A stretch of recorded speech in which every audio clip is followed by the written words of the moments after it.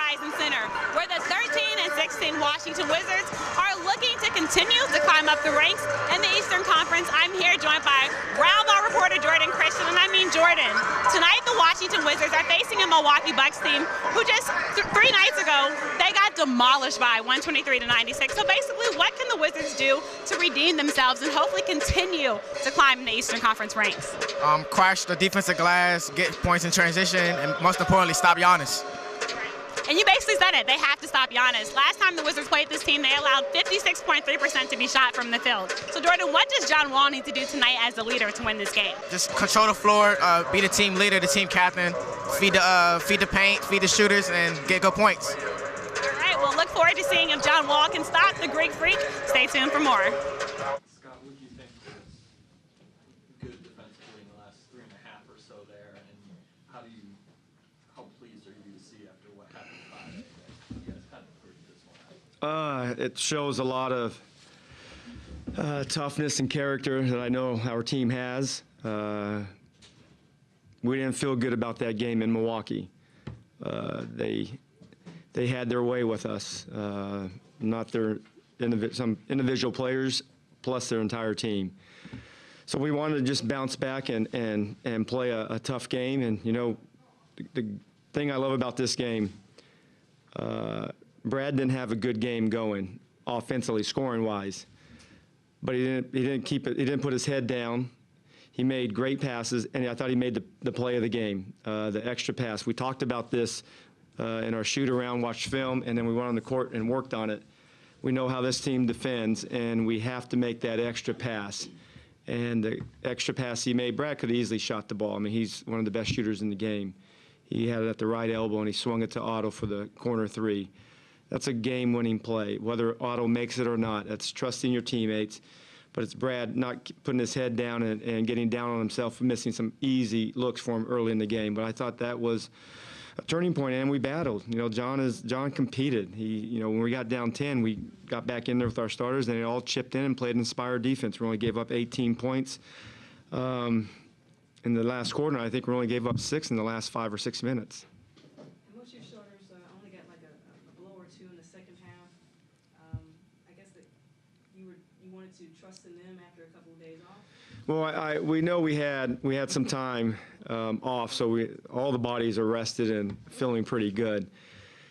I don't normally like to play John and Otto 40-plus minutes, but you know this game I thought dictated that. We got down in that fourth quarter, got down I think 9 or 10, and I thought they came back in, gave us great defensive intensity, and showed that commitment to win every possession. And then this week, you know, we have a game, a day off, a game, a day off. So those are all factors in when I think about minutes and rotations. But I'd really like to keep them in the mid-30s.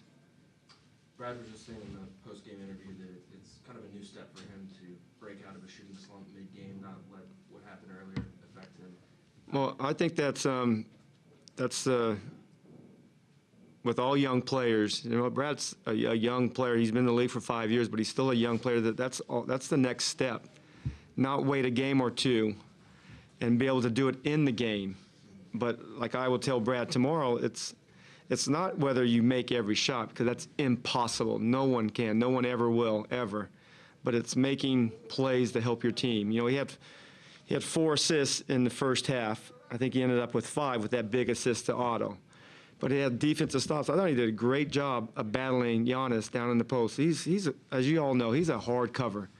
But the game is not about making shots. The game is about making right plays. And I thought he did that tonight. I think with every player in this league, you have to fight through that, and I think experience will help him. This is another big step for him. Coach, looking at the standings, there are like 6 or 7 teams clustered within 4 games of each other. Like the Bucs are right there in that mix. The Pacers on Wednesday night. What's your reaction when you see how close all of these teams are?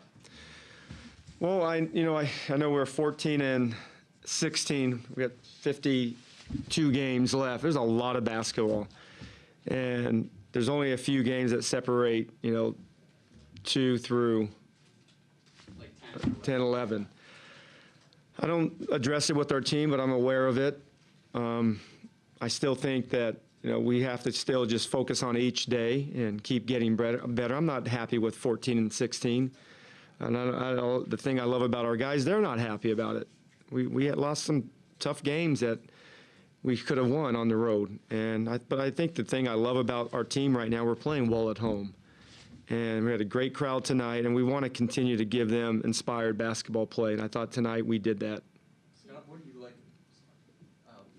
about John on a shooter and Brad on a primary ball handler? You've done that a couple times lately. You know what? I've experienced that in the past, and I like it for two reasons. It gives each guy a different way to guard. When you guard a point guard, you have to get into the ball and you got to fight 1,000 pick and rolls. When you guard a shooter, you got to guard the pin down. So it kind of gives each guy a different feel for the game, and it gives them a little bit of juice, I thought. And I like to do that. I don't do it all the time, but I like to do that. And I think going down I think they can guard each other's man because they both are dynamic basketball players and they're both two-way players. But I thought Brad did a good job on Delly, and I thought John did a good job on Snell during those last 3 or 4 minutes. And those are key. We can't worry about who we're guarding. We just got to give everything we have to the guy that we're guarding. You mentioned emphasis was the extra pass. I'm sure you weren't aware, but our first 16 field goals were 16, or maybe you weren't aware. I wasn't aware. I was aware. I saw the first quarter stat. We were 11 for 11. The scorer gave you 16 assists, 16 Yes. Did it seem like the ball was just moving as well as, the stats indicated? Absolutely. I think we are continuing to working on that and finding each other open shots.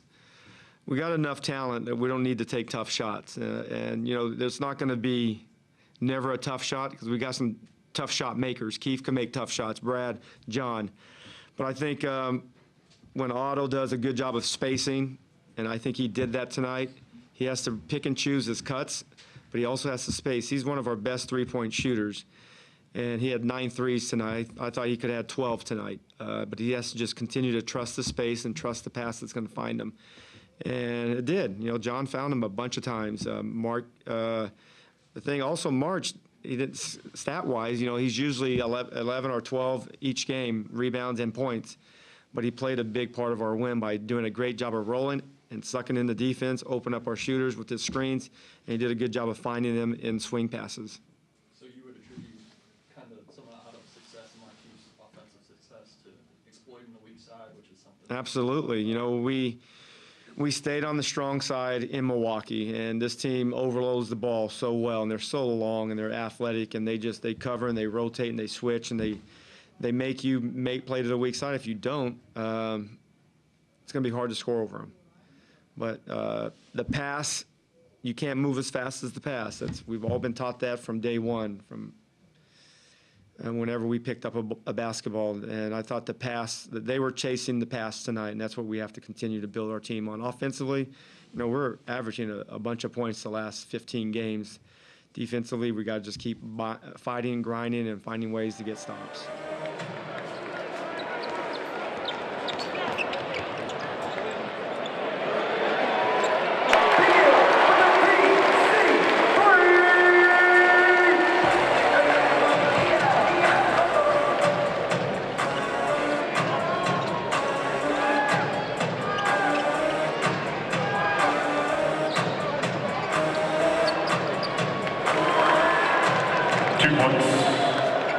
Mike Beasley.